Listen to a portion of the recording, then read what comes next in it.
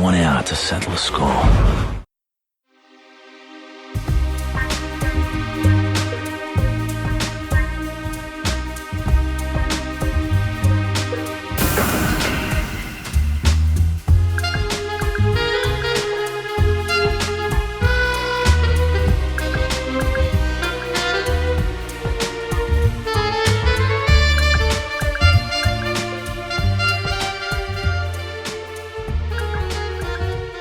Hello, welcome to Cynic Critique, where we get real with cult films. I'm your host Brian, and I'm here with my brother and co-host, my bro-host, Thomas. Hello. After last week's quiz, we thought we'd go back to cranking out our standard episodes, so what better way to do that than with the Jason Statham-led films 2006's Crank and 2009's Crank 2, High Voltage. Yeah, or as we prefer to call them, The Adventures of Chev, Chelios. Yeah. My name is Chev Chelios.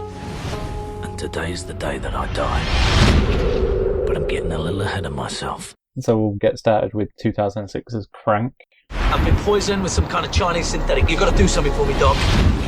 It's directed by Mark Neville-Dean and Brian Taylor.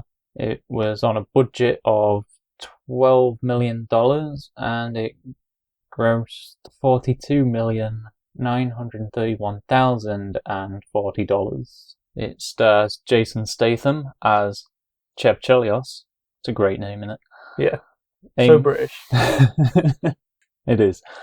Amy Smart as Eve, Jose Pablo Cantillo as Verona, Efron Ramirez as Kalo, and Dwight Yoakman as Doc Miles. And the synopsis: professional assassin, Chev Chelios, learns his rival has injected him with a poison that will kill him if his heart rate drops. So he has to keep his adrenaline going. Yeah. Yeah. Basically speed, but for heart rate. Yeah. Imagine if this was Speed 2. I genuinely love this film. I think it's the reason I like watching Statham films. Yeah. I mean, I'd seen him in Snatch and Lock, Stock by this point. Yeah. But I think this is what solidified him as a screen presence. Yeah. Enjoy seeing. This is sort of Statham at his highest level. I mean, this was probably at the height of his career, I would say. Yeah. Because it's around this time we got Transporter. That was a big hit and franchise for him as well from, what's he called? Yeah, Luke Besson. That's it. Not really a fan of him. Yeah, I know. From the moment this opens, I just fell in love with it because it's a first-person opening. Yeah. And then the frame starts pulsating. The image, doesn't it? Starts pulsating to show that his vision's a little off, I guess. And then he finds a little DVD that says, "Fuck you," written on it, and he has to play it, and it explains what's happened to him. And it's such a good opening that sets up the story, which is what you basically said when you read the synopsis. That's it, basically. But as you said, he has to keep his adrenaline high, so he's just doing as much as possible to keep his adrenaline up. Yeah, and it just leads into such a great... They say action, but I think it's just like great, like fast-paced adrenaline comedy, I guess. I always see it as an action comedy sort of thing. It's definitely more comedy, I would say, than an action film. Yeah. The action is just what's supplying the comedy, isn't it, in a way? I suppose. And that, like, some of his line delivery is great. Like I said, this is sort of peak. This is Statham on the highest level. Like, if you think of Statham and you just crank it up to 100. But it is so 2000s, this film, as well. Because, like, near the beginning as well, once it explains his heart, the poison that's, like, going to slow his heart down and kill him, unless he keeps his adrenaline up to keep his heart rate pumping. You get a CGI, like, recreation of an X-ray through so you can see his heart beating, and it's just so 2000s. Yeah. I think it's not long after that, when he's trying to keep his adrenaline up and pursuing whoever did it to try and find the cure, he gets in a taxi and the radio comes on and it plays Achy Breaky Heart by Billy Ray Cyrus. Yeah. So funny. It is such a good bit. It's a great bit. But there's a lot of great moments in this. There's the power of stealing energy drinks. I think that's quite funny. Because obviously it's going to keep his heart rate up. Hector's also in this. I mean, he's not called Hector, but if you Google Hector actor, you'll find an actor called Noel... Oh, I'm going to say his name wrong. I don't know, but I want to read it as Google me. Exactly. He's called Noel Guglielmi. and you'll recognise him from many films: Fast and Furious, Training Day, and so he's in a lot. Harsh Times, Bruce Almighty. He's definitely somebody you'll recognise if you were to see him. But he often plays a character called Hector, although he's not Hector in this, I don't think. He's just credited as Hooded Thug or something. Rooftop Hood. Yeah. But it was great to see him. It's always great to see him pop up. There's also Chester Bennington, the late Chester Bennington, I guess now, from Linkin Park. Yep. He's got a little cameo in here. He suggests using nasal spray to Chev when because I forgot what drug it is Chev's trying to get from over the counter once he's ran through the hospital. Yeah. He's trying to get some, and he can't get any. And Chester's like, the nasal spray, it's in the nasal spray. So Chelios just steals a load of the nasal spray and starts running through the hospital. And then there's my favourite sort of, it's not even a cameo, it's just a acting role that he's at the time from Glenn Howerton. Yeah. Who's better known as Dennis Reynolds in Sunny in Philadelphia. Yeah. He's got a great bit in this. Yeah, he's a doctor, isn't he? That Chev runs into. Is he pushing a med cart? And he's trying to get the drugs off him? Yeah, they're trying to pushing a patient down the hallway. Chev's requesting rather politely, I think, to get this. To get or pointing a gun at him. Yeah. It's such a funny scene. And Glenn Howerton's great to see in this. Yeah. Really good in that Blackberry movie from last year now, would it be, or year before? About the origins of the Blackberry mobile phone. Oh, yeah. Sorry, I didn't hear what film you said. Blackberry. Yeah, I didn't make out what you'd said. Glenn Howerton is brilliant as Dennis Reynolds in Always Sunny in Philadelphia. Yeah. Great to see him in this. We wouldn't have known who he was when we last watched this. No. I don't think. No. I can't think how long ago it would have been since I last watched this.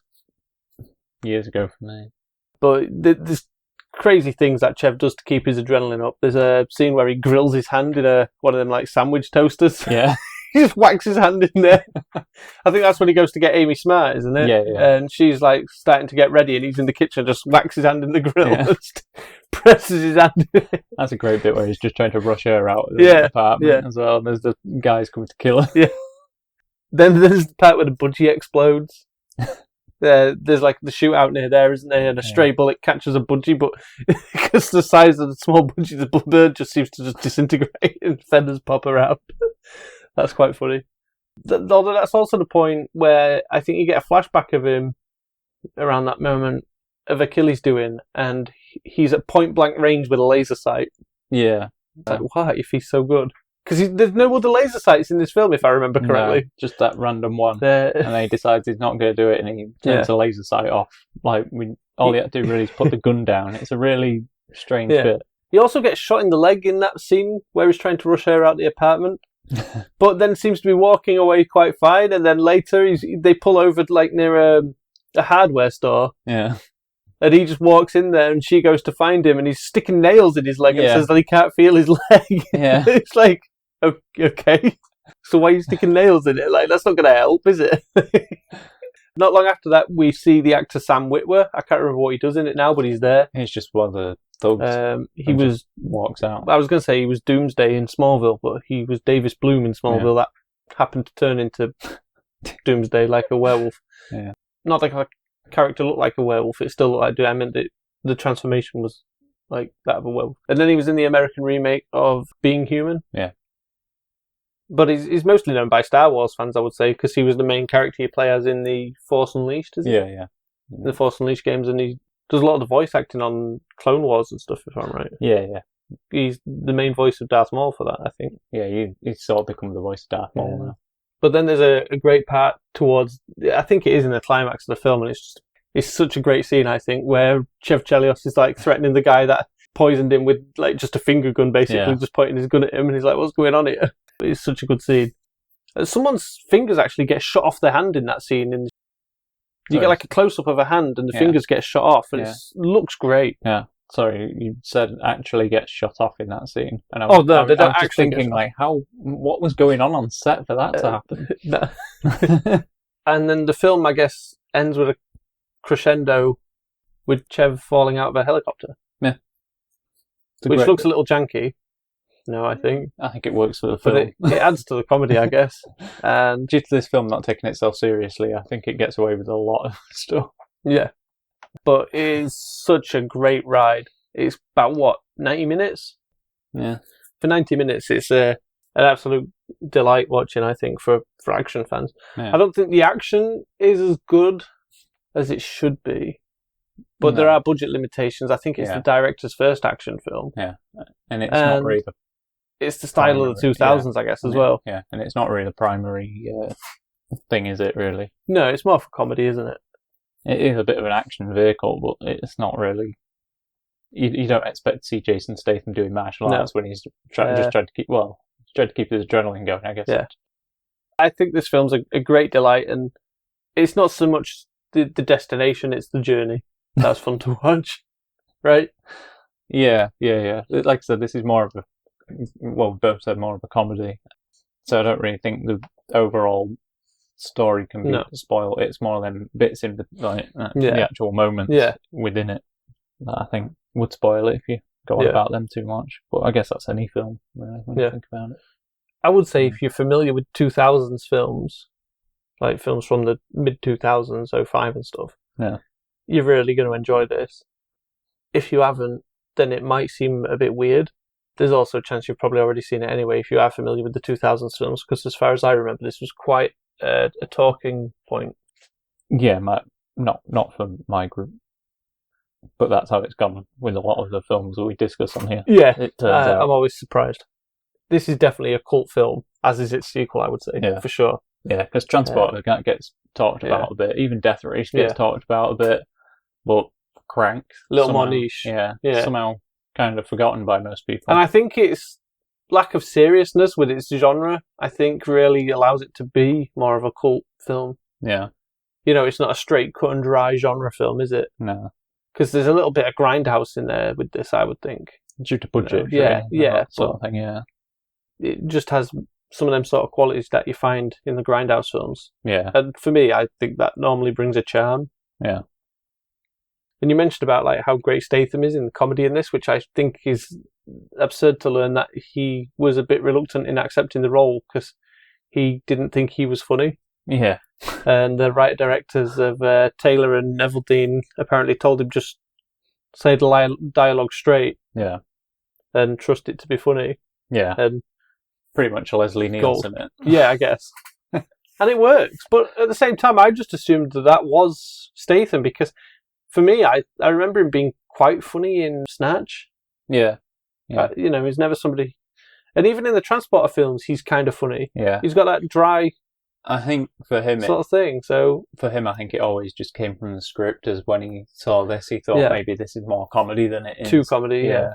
He thought he was an action one-liner guy. Turns out he can do it all. Yeah. I mean, that's something I appreciate with Statham, because in Transporter, because I'm sure he does his own stunts and car stunts and fighting in the Transporter films, and apparently he did for this. Yeah. He's just really delightful to watch in this, I think.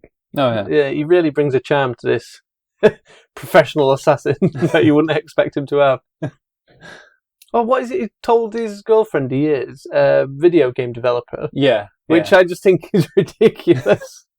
I don't know if it's because I've seen Statham in other things and the sort of characters he plays, so that's just not even plausible anymore. Yeah, but I think that was just going on with the video game style. Yeah, this is definitely video game influence. And maybe one of the first films to make a point about video games. 06. Where it's not actually being a video game adaptation, but actually trying to say something about video games. Or actually being like a video game sort of thing. Maybe. I can't seem to think of one right now. Because obviously the first person thing, I think, is a reference to that at the beginning, for sure. Yeah, and then I guess arcade boot style opening sequence as well. Yeah. Yeah.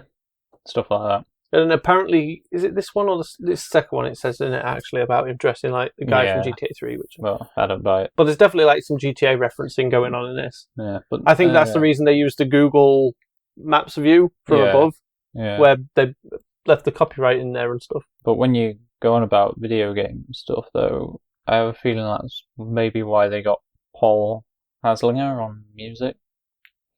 All right. He does do video games. Well, oddly, actually, did few video games. Yeah, just before this, so maybe not. But because he did one of the Far Cry games before this, but he does another action comedy, I guess, which maybe got him this, which was Shoot 'em Up. Oh, I love Shoot 'em Up. That's probably inspired by video games a little bit. Yeah.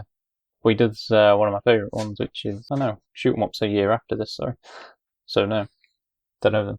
But anyway, maybe it was the fact he did Far Cry, I think. But he did Underworld as well, which is another big... The first Underworld? He does all the Underworlds. And the last, the final chapter, Resident Evil. Oh, right, okay. But he does return for Jason Statham with Death Race. Okay. But he does one of my favourite video game scores, Rainbow Six Vegas 2. Ooh, Really that is a good score. Yeah. That'd be before this, though, wouldn't it? After this. This is 2006, and that's 2008.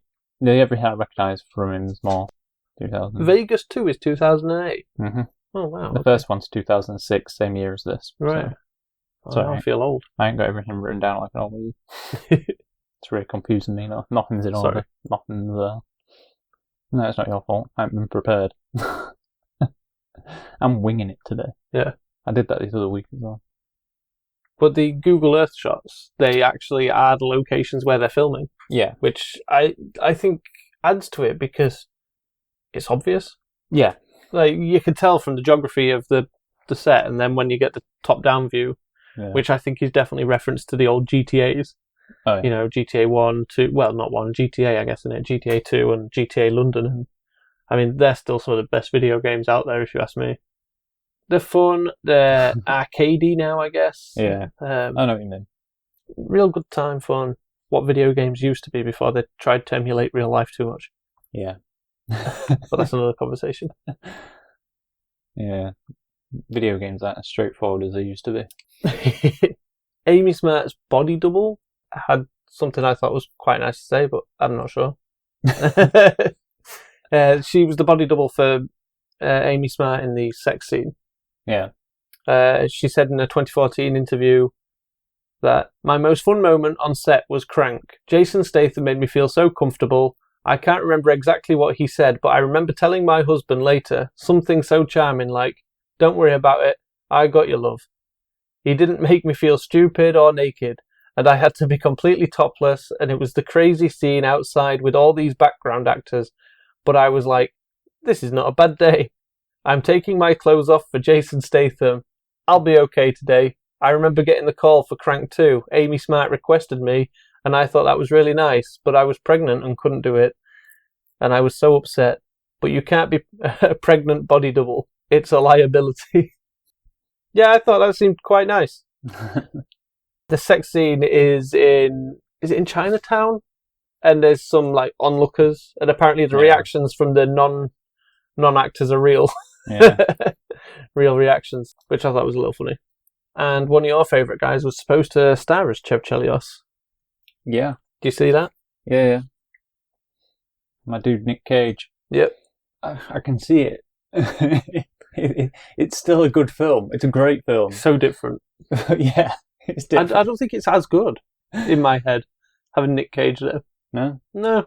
Nick Cage to me isn't an action star. What have you seen? Stuff with Nick Cage, but he's not somebody... If I want an action movie, there's no way I will sit down and think, I'm going to put a Nick Cage film on. I do. He's definitely a comedy guy, but he's not really an action guy, I don't think. Face Off. Okay. Con Air. Face Off isn't really an action film, though, is it? There's some action scenes in it, but it's more of a thriller. They get counted as action films. Yeah, well, it's not and he for me. does action in them. I like... If I want action, I want more action in my films. Yeah. No action thrillers for you, then. Yeah. That's what I call them. No action thrillers. Like Face Off. But I just thought that was a weird direction to go with Nick Cage. I'd have loved it. I think it's funny, he couldn't make it due to scheduling, but... In 2006, he could make... Is it The Wicker Man? Please tell me it's The Wicker I'm Man. not sure. I don't think I've looked it up. Let's have a quick look. Like, But remember, filming would probably be 05. He did Ghost Rider the year after this. No way was it that. I'm trying to think when National Treasure is as well. Yeah, Wicker Man is 06, as is the World Trade Center movie, The Ant Bully. See, he was pretty busy that year. So, yeah. Busy year for Nick Cage. He couldn't do Crank. 2005 was a great year for him. It was The Weatherman and Lord of War. I love Lord of War. Yeah, I know you do. But yeah, I thought it was odd that Nick Cage wanted to do it, but apparently had scheduling conflicts, and Jason Statham questioned if he was funny enough. Yet if I was Jason Statham, my first question would be, can I pass as a man with the name Chev Chelios? Hey, you're a Cockney geezer. How about playing Chev Chelios? Apparently the directors and writers of this, we've already said the name, Neville Dean and Taylor. Or Taylor and Neville Dean, I don't know who should be first. They never acknowledged Run Lola Run, in particular as its visual style for the film. Yeah. And I thought, maybe they never acknowledge it because maybe it isn't. Right? You know, Yeah. There's a good chance it's not. It just so happens to be similar. Yeah. And also weird is, although Amy Smart is second billing, she doesn't appear till about halfway through the film. Yeah. Although I think she is maybe the next biggest name in it. Maybe not now. Why? Who's a bigger star than her in this film now? I think Glenn Howerton. And he only has a bit part in this. Yeah. Yeah, exactly. I'm not... Ridiculous point in bringing it up. I think this is a ridiculous bit of trivia. Although a non-stop action film, only a single explosion occurs. Yeah. Who's watching action films for explosions? You watch action films for the violence, right? Action is sort of action, because Speed isn't really violent, but it's an action film. Oh, I guess. I've never really thought of it It's that way. The adrenaline rush is the action. I guess. Like, you can have a load of chase scenes, it's an action film. I just associate action films with people beating each other up and shooting people. Yeah. If it's not that, it's not an action film to me. Okay. But yeah, I've never really thought about action as in like, oh, it's an action film because there's motion. Yeah. Like, you could just watch Tom Cruise running for 2 hours and that's an action movie. Yes, I could, but I wouldn't call it a movie. I'd just be like, oh, that was an experience. I watched Tom Cruise run for 2 hours. Did anyone else know he was running this marathon? Tom Cruise ran a marathon. I imagine he doesn't, because he don't want to show everyone up.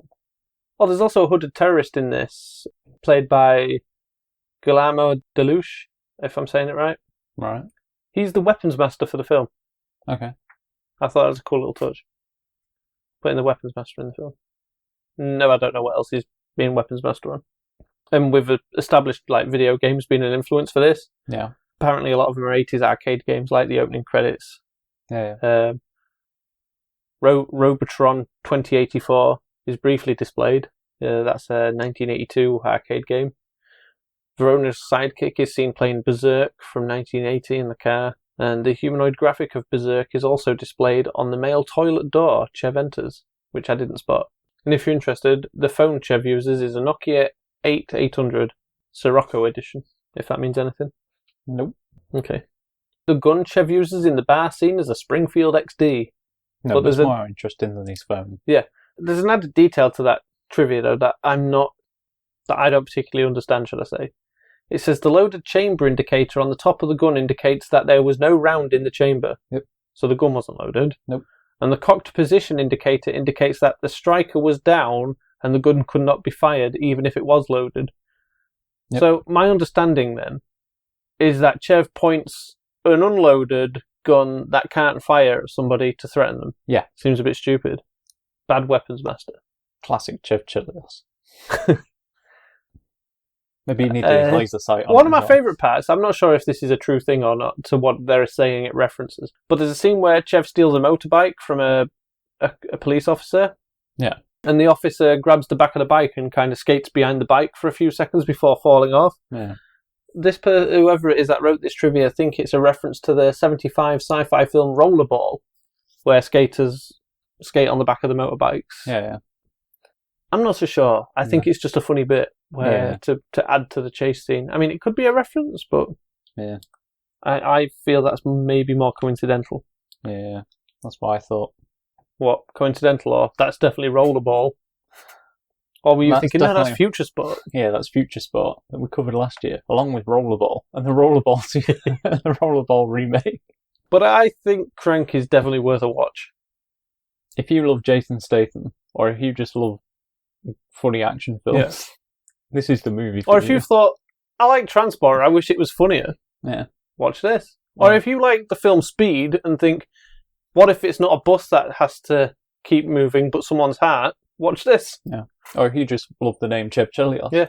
Or if you want to see every film that played Achy Breaky Heart by Billy Ray Cyrus and you haven't seen this one yet, there you go. Don't watch this. But it plays. I want to say there was some good song choices in both these films.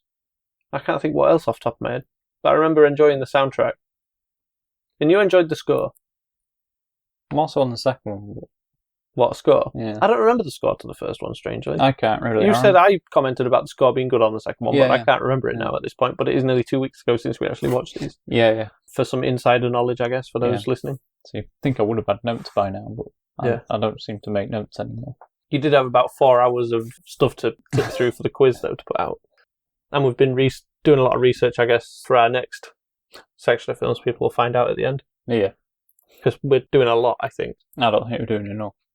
No, but that's why I suggested maybe sprinkling it throughout the year as well. Shall I move us on to Crank 2? Yeah, same film. Similar film.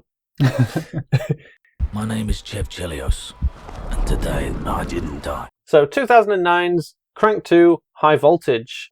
It's storm hot. Why not just let me die? Also written and directed by Mark Neville-Dean and Brian Taylor, so it allows for consistency. Also starring Jason Statham as Chev Chelios and Amy Smart as Eve, and you're thinking, wait, Brian said Chev Chelios fell out of a helicopter. Yeah, don't worry, stay with us. Dwight Yoakam returns as Doc Miles. Efren Ramirez returns, but now he's Venus. Jose Pablo Cantillo returns, I guess, for a little bit. Reno Wilson is Orlando. He was in the first film for a little bit, and now he's back playing a little bit of a bigger part. Same with Keon Young as Don Kim. Then we've got Art Sue, I think it's pronounced, as Johnny Vang. Bai Ling as Rhea. Clifton Collins Jr. has a nice part in this as El Huron. The synopsis for this: Chelios faces a Chinese mobster who has stolen his nearly indestructible heart, or as he calls it, his strawberry tart, and replaced it with a battery-powered ticker, which requires regular jolts of electricity to keep working. I think this is equally as good as the first. Yeah? Yeah. I think they make a great double feature together, as sequels should. They're pretty consistent in quality. Yeah. So what are your thoughts on this? This one? Yeah. As you said, I probably wouldn't put it as equally as good as the first one, but I've definitely put it... It's got to only be marginally behind now. I'm just about to say marginally behind. This one definitely goes a bit crazier. I think it allows it to once you've gotten through the first one. Yeah. It really follows on quite nicely and up in the crazy, I guess. So he's quite well deserving of that. Chev Chelios, still Statham's best character. Best performance is London, best character, Chev Chelios. Name alone. It's a great name. I still think these should be called The Adventures of Chev Chelios.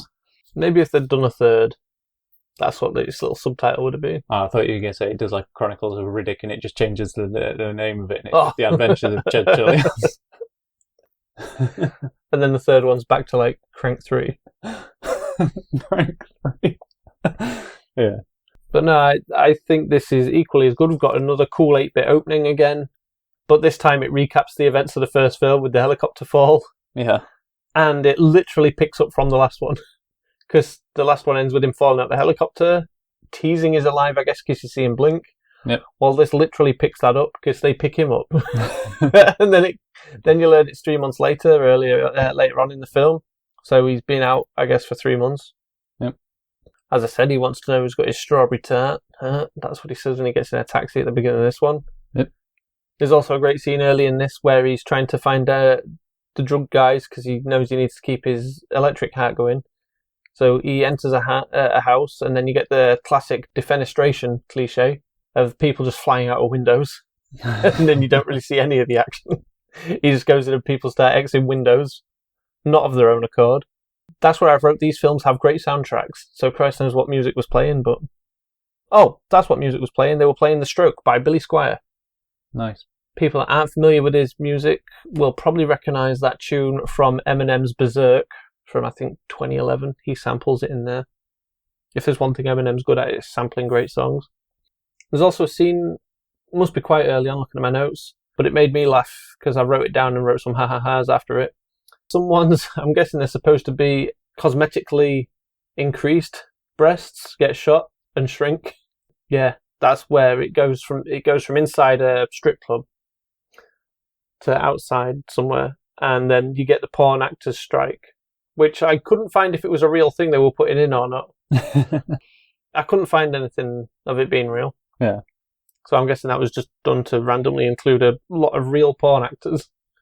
Chester's now back. Chester Bennington, that is. He gets a cameo again. Yep. He's a guy at the is it the horse tracks? Chev needs to build up static, so starts rubbing against him to build static up. I like to think that Chester's playing the same character from the first. Yeah. But we don't know. That scene, I think, definitely increases from that point in humour level. Yeah. Because there's a part where it involves an old lady. It also references the first film. That's what this film's good at, I think, calling back to jokes in the last one and improving or changing. Yeah. Because the public sex scene is now on the racetrack because he realises it'll build friction, so that's what he chooses to do. Yep. I've put, is this the best sex scene put to film? I think so. I don't know, I don't think about it. Then I've really digging the score. I don't know what the score is on this, but I was really enjoying it, apparently, because I wrote that note. Yeah, it's by Mike Patton of the band Faith No More. He did the music for Place Beyond the Pines, and I think something else, but I can't remember what. Just stuff I haven't seen, but anyway.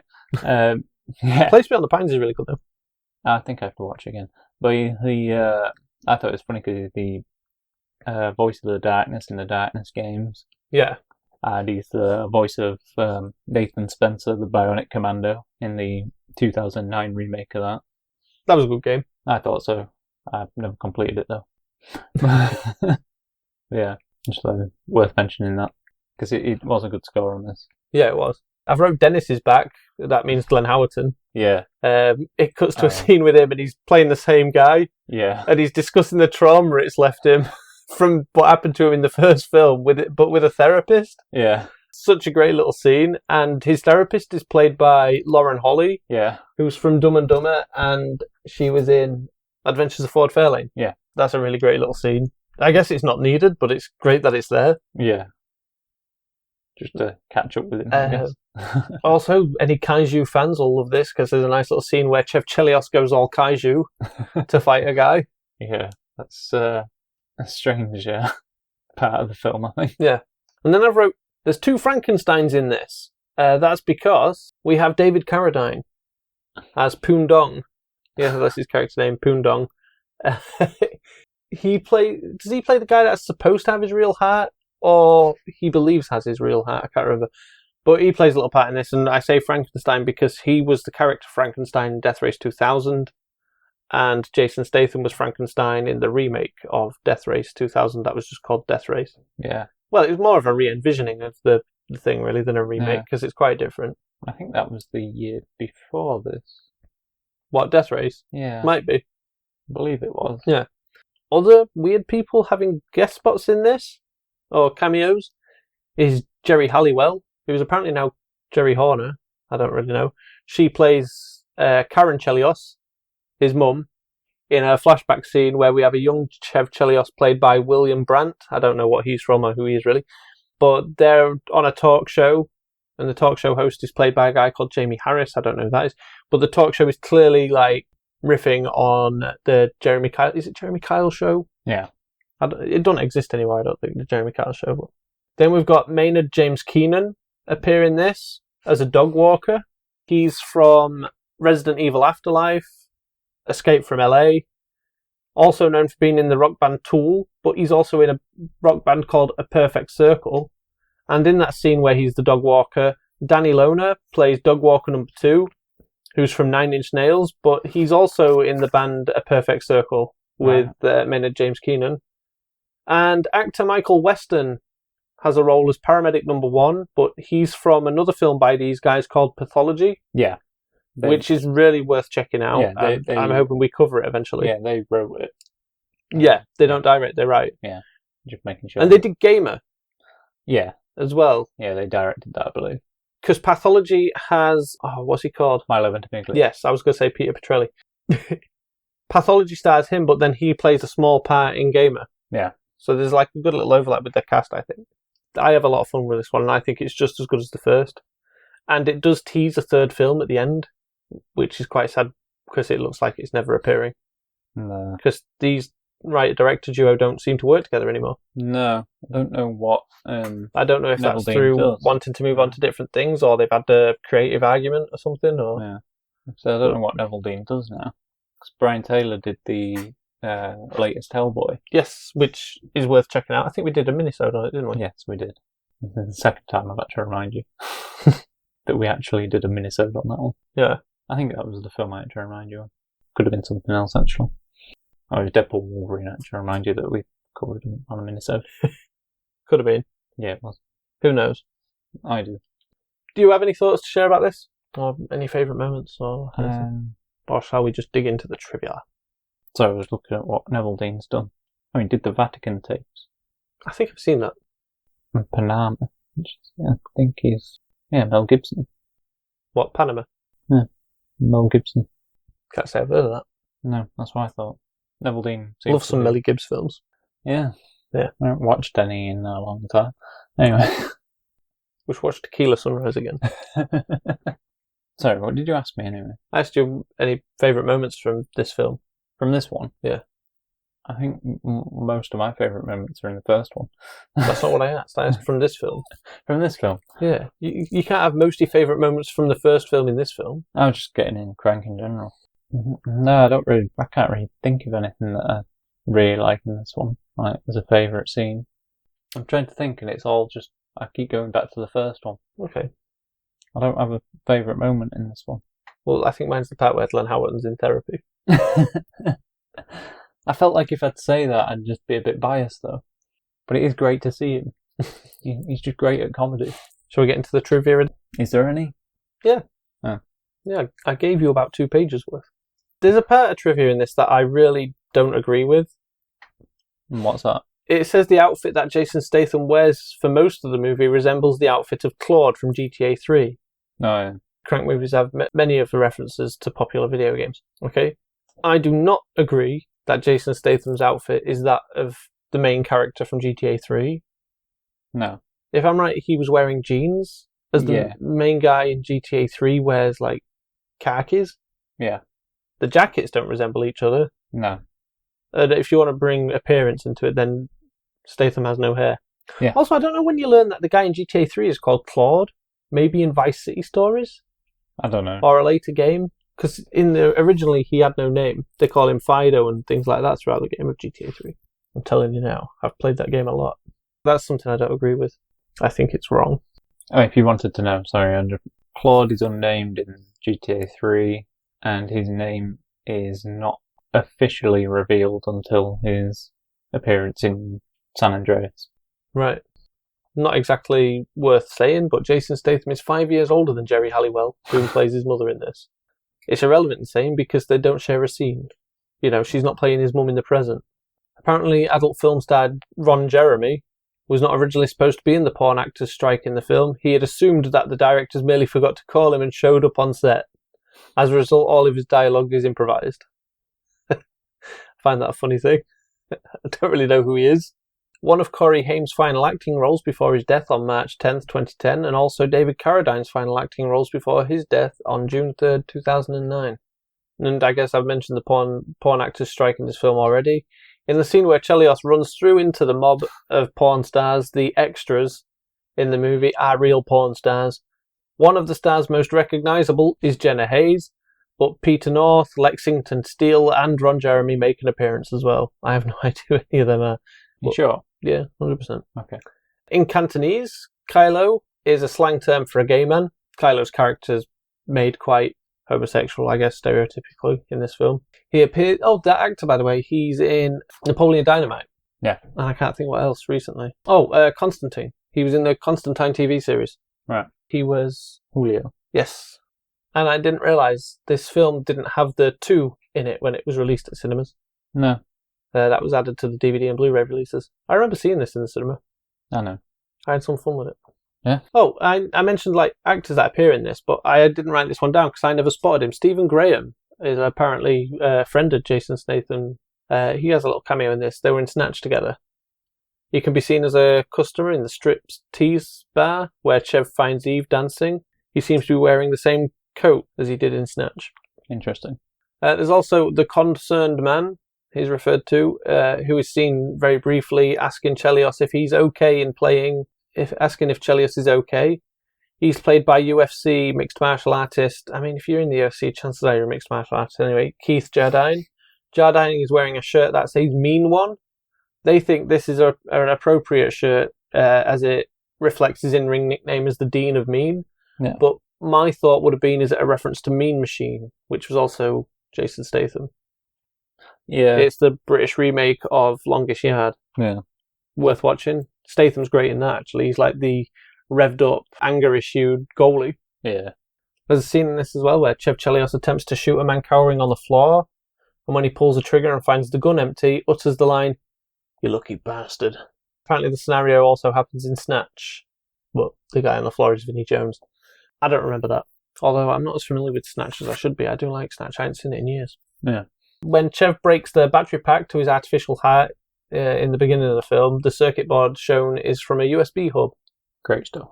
When you get an X-ray of Chev Chelios at the beginning, you can see his male anatomy is a rather large organ, apparently. Yeah, there's many jokes about it. Yeah. The Honda Civic used in the backwards car park spiral driving scene has a vinyl wrap that replicates a Nissan Skyline R34, which is the car Brian O'Connor drives in Too Fast, Too Furious. That's Paul Walker's character. Good old Paul Walker. Yeah. Amy Smart was previously in another film named High Voltage from 1997, along with Antonio Sabato Jr. I don't know who that is. The other guy from High Voltage. Yeah, I know, but I don't know who he is. I'll just let you know. Apparently, you can see some art by a famous graffiti artist, Shepard Fairey, who went on to do the poster for Obama. That's pretty cool, I thought. Dwight Yoakam, who's in this, and Maynard James Keenan, they're both in this, but Yoakam apparently replaced Keenan in the role of Raoul in Panic Room. Nice. I like Panic Room. Yeah, they do. I think the first film was, but so is this. Apparently appears on the comedy podcast, How Did This Get Made? The Punisher Warzone appears on that episode, but they'll be behind paywalls now for those interested in listening. Great. Because they've got hundreds of episodes, and like I forgot how far back you can only listen to free and onto that. Efren Ramirez, I forgot who he played now in this. He's the guy from Constantine. Kalo. He's not Kalo in this one. No? No. Kalo was his name in the first one. All right, okay. Why is that piece of trivia written for the second one? Because he gets mentioned in this one. All right. Okay. In this one, he was Venus. Venus. He was at Comic-Con in 2011 and said that Crank 3 was happening, but Jason Statham may not return, as Chev was burnt alive. As of 2020, that's I'm guessing that was when this was happening. Crank 3 hasn't happened yet. You know, I'm really gutted because Neville Dean and Taylor announced that there would be a third film with Jason Statham once again returning as Chev. And it is teased that Statham's alive again at the end of the third one. At the end of the second one, sorry. To have been the third one. But I guess it wouldn't have had to have been him with getting burned to the extent that he does. Like I said, I just don't think they knew what they really wanted to do with the third one. Like, they've set it up, but I don't think they actually know. I think they'd have figured it out once they start writing it. It'd all come together. Maybe, but they might have started writing it and not really figured out what it'd be to keep him going. Yeah. Like the momentum of the movie. Like, they've done Electric, they've done Adrenaline. Like, where do you go from there? Maybe you had to keep hydrated, I bet. Yeah, maybe. It's the only thing I can think of. Or not necessarily hydrated, but some sort of moisture for his skin anyway, like cream put on or something. But I bet they just couldn't figure out how to do it, maybe. I think they'll have had ideas. Well, probably. You're not going to set it up and not instantly start talking with each other about where it's going to go if you were to do it. Because you wouldn't say, yeah, third one's happening, and then not have any ideas, would you? No, I suppose not. Do you have anything else to say on this? Can't think of anything else. Okay. Because I think these two films make a great pairing for a movie night where you can just sit back, relax, and have a good little laugh. And I also think they just point out the ludicrousness. Is ludicrousness a word? It is now. The ludicrousness of the comedy that you would get from the action in video games and the violence in video games in the real world. Yeah. I think it's basically saying that, look how absurd video games are, and you think this is the reason the world's a violent place kind of thing. Because it's always been a violent place. I really don't think video games have a particular input on real world violence. Nah. I think it helps people express themselves.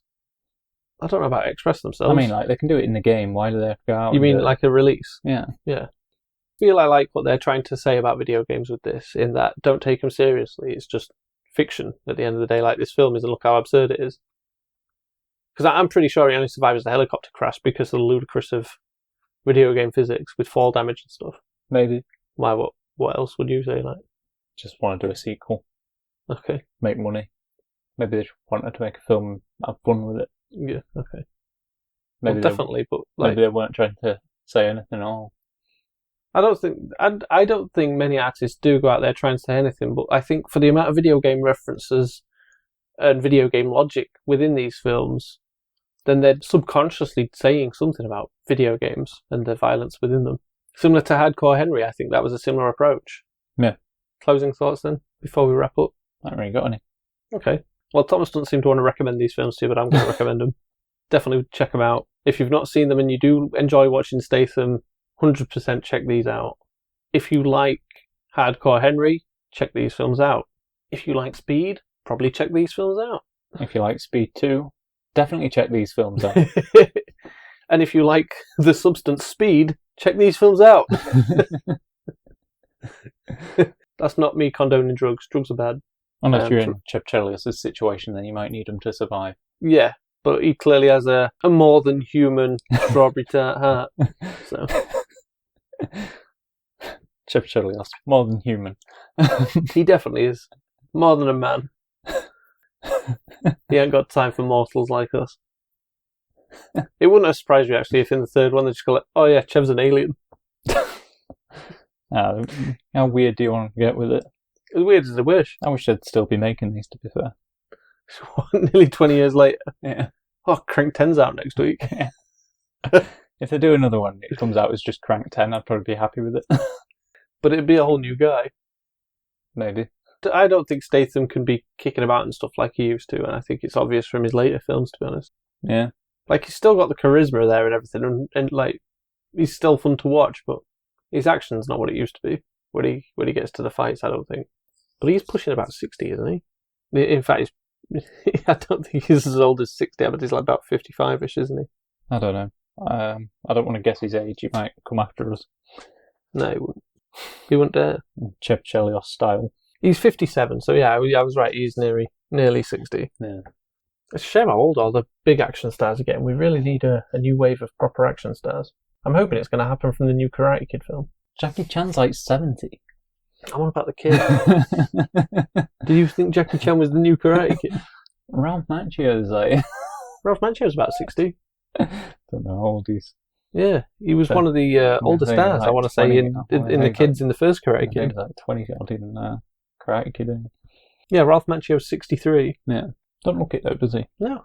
Looks about the same age as Statham. And Jackie Chan. Yeah. Do you want to wrap us up then? Sure. So that's the end of the show. Thank you for joining us this week, and if you haven't already, click like and subscribe. Click. Christ's sake. A glowing review would also be appreciated. We are Cynic_critique on X and Instagram, and Cynic-critique on Blue Sky. Links to those and more can be found in the show's description. And remember to join us next week when we put the spotlight on the late, great Val Kilmer. This will be quite a few episodes, and we'll be starting with Blind Horizon and Spartan. Thank you, and goodbye. Goodbye.